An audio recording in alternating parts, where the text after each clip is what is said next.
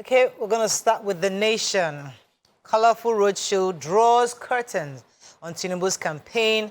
Buhari says, I congratulate the next president. Crowds cheer APC candidate riding on open vehicle from Airport Road to Oshodi, Mushin, Ojuelegba, Agege, and to the stadium. Naira crisis. States file contempt action against Malami and Emefiele. Wike, Rivers knows who to vote for as president. Only loses again. Okay, which story? And we have uncovered plots to cause civil unrest on poll day, says NSA. Okay, which story are we starting with in Nation? Should I start with Governor Wike? Governor Wike of Rivers State has said voters in Rivers State know who to vote for. He said, however, he did not come to campaign for any particular contender. The electors have adopted the choice of their own presidential candidate. He said, I hope you all have your PVCs. Oh. On that day, go and first go and keep your PVC under your pillow. Keep it well. Oh. So on that day, 6:30 in the morning, you wake up, go and pepper them. Go and pepper. Said, by 6:30 in the morning on Saturday, make sure you and your various polling units and use your PVC and pepper them. Help us pepper and use those wicked people that we don't want to vote for. You don't know who he's talking to, but he has told his people to pepper them. Who are they peppering him? His people know who to vote for. And that he would not say more than that. I watched it and then the DJ played pepper them immediately. It was so funny. Okay, I have the Kaduna Kogi Zamfara urge Supreme Court to jail Malami and Emefiele. And they say these states are making moves to jail the Attorney General of the Federation, Abubakar Malami, SAN, and the Central Bank of Nigeria, Governor Godwin Emefiele, for alleged contempt. The states were said to have initiated the contempt proceedings against the two at the Supreme Court. And this is for their failure to comply with the order extending the February 10 deadline for the use of old 200, 500, and 1,000 notes. Everything else is, legalese, as they say, going back and forth. Finally, it just says that, the court had joined the Attorneys General of Katsina, Lagos, Cross River, Ondo, Ogun, Ekiti, and Sokoto states as co-plaintiffs. So more states have joined, while Edo and Bayelsa were joined as co-respondents. And a few other states will be, including Abia, may also join as co-plaintiffs today. So I guess we'll be hearing today what the Supreme Court and government side will be saying to this. All right, so yesterday, Lagos State was practically shut down as the presidential flag bearer for the APC and his vice presidential running mate, Senator Kasim Shettima, were in Lagos with Governor Sanwo-Olu, and where the President Muhammadu Buhari raised their hands and wishing them the best in the coming elections. He says that he wishes Lagos the best, he wishes APC the best. And he said, I have honor to raise the hands of the next president of the Federal Republic of Nigeria and the governor of Lagos State. They were there also with other governors and members of the APC, and they drove in through the Oshodi, Mushin, they went through Agege, Ojuelegba, and then finally at the Teslim Balogun Stadium, where they met with the mammoth crowd and they're cheering on. And it was an interesting event, but I'm happy that a lot of negotiations were not stranded because we were given that pre-knowledge.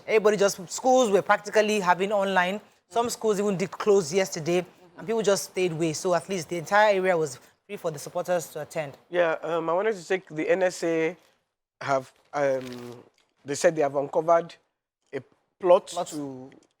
cause civil unrest. Yes, during the elections. They raised it yesterday at a meeting with the Interagency Consultative Committee on Election Security.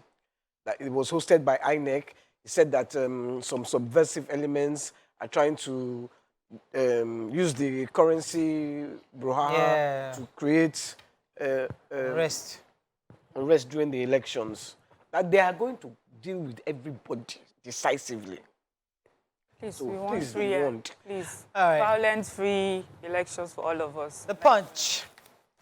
Naira crisis. Cash-strapped Nigerians bank on Supreme Court as hearing resumes today. Organ harvesting. I reported a query matter to police, says victim. Anambra killings. Panel begins on-site assessment. IG rejigs RRS. I'll work for Nigeria as Buhari work for Mrs. Tinubu. 5 police chiefs posted to rivers. CPs redeployed. And police Amotekun nab suspects with fake notes. Okay. Let me take that. Police and Amotekun have nabbed suspects with fake notes. The operatives of Ekiti Amotekun Corps have arrested a man identified as Celestine with false new 1,000 Naira notes amounting to about 250,000 Naira. Well, Celestine, who says he's an Anambra State-born and Lagos-based businessman, was traveling from Lagos to Kogi State, to Eastern in Kogi State, to buy cola nuts and bitter cola when he was arrested with the fake new Naira notes. He says he's a victim of circumstance. He had done business with someone in Lagos who paid him with this cash, and that was how he was in possession of the money. And he has tried, while he was arrested, tried to reach out to this client of his, and the client is not responding to him. So we'll see how far the investigation goes, if it truly that was the case, and who they would arrest. What I wanted to say here is that, you see, this lack of currency is creating a vacuum. The world, nature abhors vacuum. So once there is this vacuum, of course, the people who do fake currency will do the fake currency. That's true, but we also know that we have people who will take advantage of any situation anyway. They will take advantage. Fake currency exists anyway. I run a cash business. We are not getting cash. That is by the way. But even when we were in the old currency, we hardly ever got fake of the old money because it was there. Yeah. It was there. So these ones are capitalizing on, on this. But also in Kebbi State, three people suspects have been arrested for having in possession 17 million Naira in fake currency. 17 million Naira. So now, you know what I'm thinking, Kebbi, they've been arrested, investigations are going on. Their names are Farouk Zubairu, Ibrahim Musa, and Salis Muhammad. But, you know, you remember that video of the bandits flashing Naira notes? Do we know if they were real Naira notes or fake Naira notes? You know? And you see, they will come and meet us here in Lagos because they will distribute it all around Nigeria. It's too much. It's too much. 17 million? 17 million? When did they even sit down to come up? Yeah. Which story are you So I was going to take the major headline. The Supreme Court hearing resumes today. Many of us have been waiting for the Supreme Court to uphold its judgment of extending the deadline from February 10th onwards. The president of the Bank of Customers Association, Dr. Uju Ogubunka, was saying that they believe that the court should uphold its earlier ruling. If not, we'll just mess up the supremacy of the judiciary. He says that when you have a Supreme Court take a decision and we turn around and disobey it, what we're saying is that it's not best for the nation and it portends ill wind. No one can stop when it starts to blow. He says that we believe that the Supreme Court will uphold. So we are hoping that by the end of today, we get a message from the Supreme Court that they uphold the fact that you must extend the deadline for returning the Naira notes to the bank. The expectations are small businesses, as we said earlier, are really being affected, especially those in the informal sector are having issues with cash. So a lot is dependent on today's Supreme Court ruling, and we hope that indeed they will uphold their judgment. Even if the Supreme Court, maybe the Supreme Court, they extended it, didn't the president overturn it? Yeah. So according to ignored it. According to what Fashola has said, Fashola was saying that he didn't necessarily disobey. He was just trying to find a palliative because, yes, while the case is in court, in the meantime, while we're waiting for the Supreme Court, as a president, I have the responsibility to ensure that things are eased. That's why I now said take 200 back into the circulation while we wait for the 200, when there was money, the 200 was not plenty. For those who still reviewing Punch, Wike had a story. Yes. About the story you're going to take. The story was about Akpor Madu, the court case. The child is not a child. It has been deceased. Daughter. The boy. No. The boy testified in court yesterday. And, I mean, he said he didn't know. But the story was very, he said he didn't know that they were taking him for organ harvesting, but they gave him money. Okay. So they gave him 1.2 million Naira. He said he was going there to work, but why did they give you 1.2 million Naira if you were going there to work? He says... It was disjointed. It's very disjointed. He said the hospital had said they don't need his kidney. So he now ran away from the hospital. The hospital had said they don't know, so why did you run? And he ran to the police station. So it wasn't even a match. It wasn't a match, which is Well, no, of course, we heard that since. It wasn't a match. But we're just trying to confirm, you know, at least from the story. He was aware. He was aware, but he's trying to say he wasn't aware, but then he was giving money for something. So did you ask them what the money was for? I guess they would figure out who's telling the truth. It's his first time in England. He has been sleeping outside for 3 days. You Let's know, move on to another paper. Story. Daily Sun, heavy security at INEC offices. We are following events in Nigeria closely, says United Kingdom. Ohaneze, ACF, NEF want FG to guarantee citizens' safety. Naira swap APC governors file contempt suit against Malami and Emefiele. NLC asks INEC on transparent electoral process. NYSC gives core members security tips on election offices. Gunmen set woman ablaze, raise homes of 2 commissioners' DSS office in Imo. And Atiku to Wike, you are chicken hiding under costume of a lion. Yeah? I didn't even realize. Hey, God. Okay, I would like to believe you have that story. You trust me. That's the kind of story I know. All right, tell us. What Said happened? that Atiku said it through his who was it? One of his people, his special assistant on public communications, Phrank Shaibu. He said that You quote. yes, he's reacting to Wike's jibes over the cancellation of Atiku's presidential rally. He says, even the dead know that APC can never win in Rivers State. Wike cannot deliver his polling units to Tinubu. He is aware of this, and that is why he is not bold enough to come out with his full chest to ask for people to support Tinubu. Rather, he is chasing shadows, making innuendos. At least, former Minister of Transportation, Rotimi Amici, was man enough to dump PDP for APC in 2015 and openly campaign for Muhammadu Buhari against Jonathan. Say, Wike, he say, he presents this facade of courage, but he's actually a lily-livered and small-minded person. Wow. Hence, his results to judiciary to the judiciary to protect him from the PDP, from being expelled from the PDP. Say, if the PDP leadership had, I can't say that word on TV, they should expel him after making statements. This from this particular scam talking. Yes. They abuse him well. Hey, Say, The thing is not finishing. We get the point. Wike's only strategy was to give miscreants money to foment violence on the day of election and suppress the voter turnout. He said that Wike has killed people. He abused him.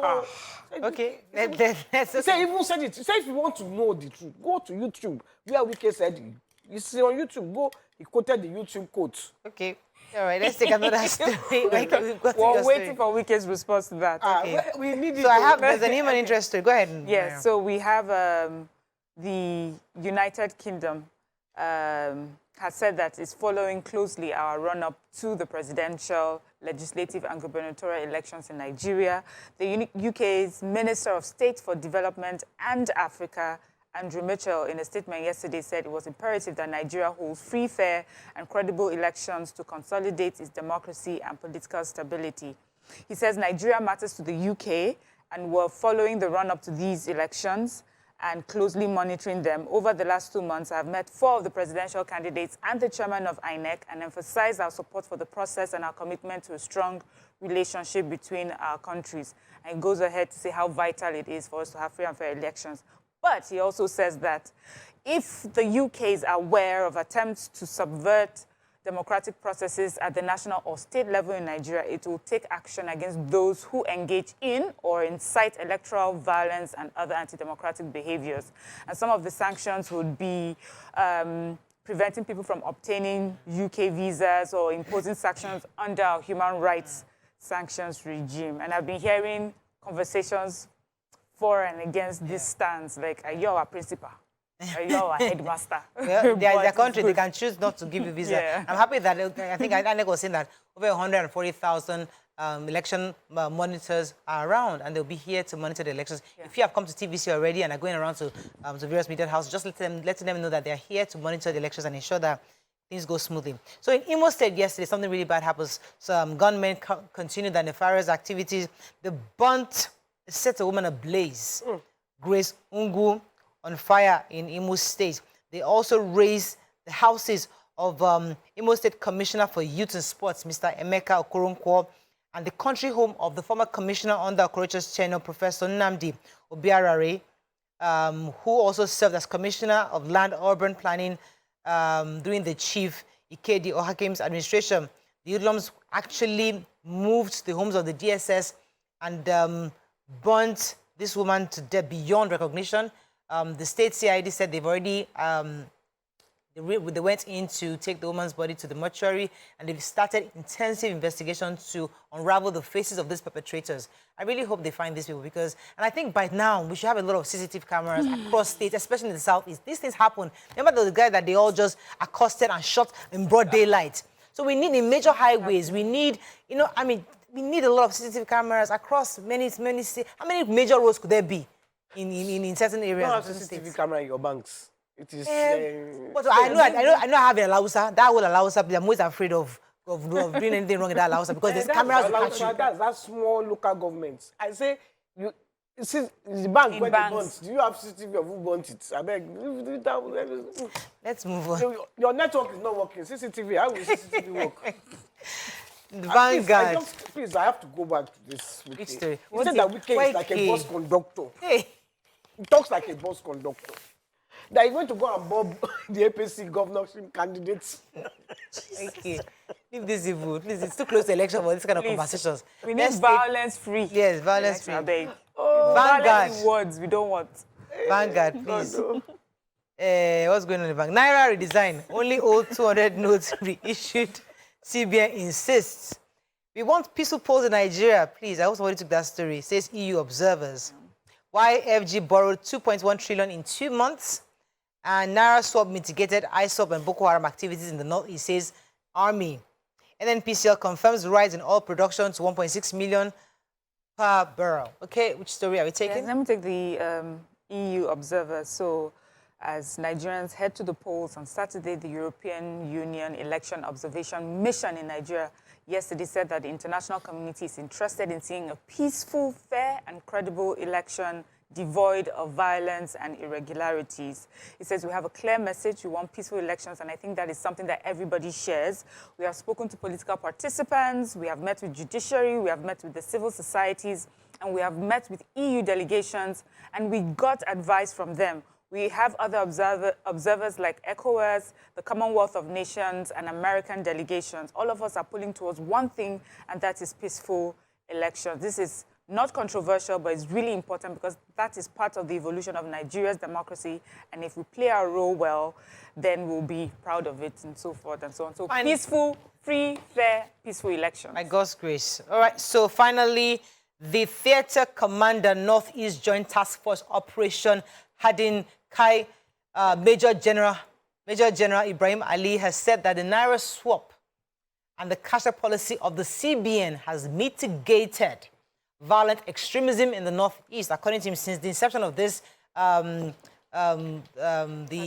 cashless economy, is that it has been a positive step, noting that it has actually helped reduce terrorist activity within that area. So that's some good news about this. But I guess everybody is agreeing that it's a good policy. We're just saying the way it was carried out could have been done better because many Nigerians have been affected.